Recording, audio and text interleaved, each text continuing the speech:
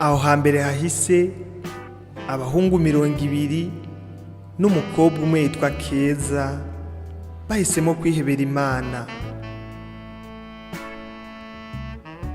Umunsi umwe bariko barasenga bari kumwe n'umukuru wabo twofata nka padiri mukuru.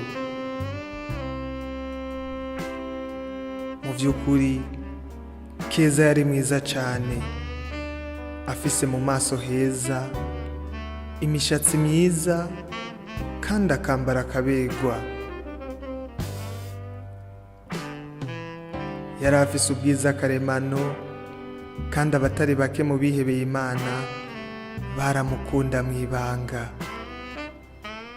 Umwe muri bo amwandikira agakete k'urukundo amwinginga cyane ngo arabe ukuntu bohura bakaganira, ariko ibyo byose bikaba mu ibanga hatagize ubimenya.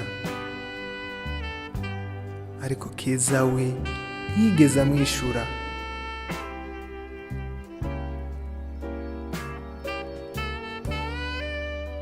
Bukeye bwaho wa mukuru wabo batwara atanga icigwa kuri abo bose bihebeye Imana.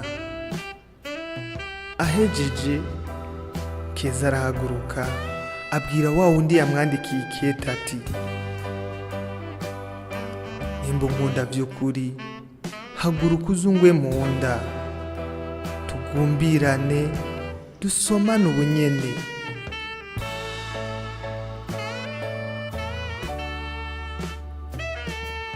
Burya mu buzima, ndavuga mu buzima bwawe, nimba ukunda kunda byeruye, kubera ko urukundo rukeneye ibikorwa.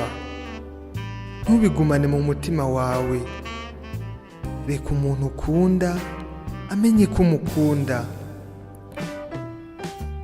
ntibikagutera isoni. Barashobora kubyakira neza canke nabi, ariko wewe uzoba wakoze ico usabwa gukora. Nimba ukunda kunda vyeruye. Ndagushimira kuba wabanye nanje. Jewe nitwa Gusenga Derike. Aha ni Iwacu ku Muhana TV. Ntiwibagire gukora subscribe canke s'abone nimba utari bwabikore, kandi usangiza abandi iki kiganiro nimba wumva wagikunze. Wakoze kuhaba. Imana igufashe kwerurira abantu bose ukunda babimenye kubakunda. Burya Imana iragukunda kandi natwe nuko.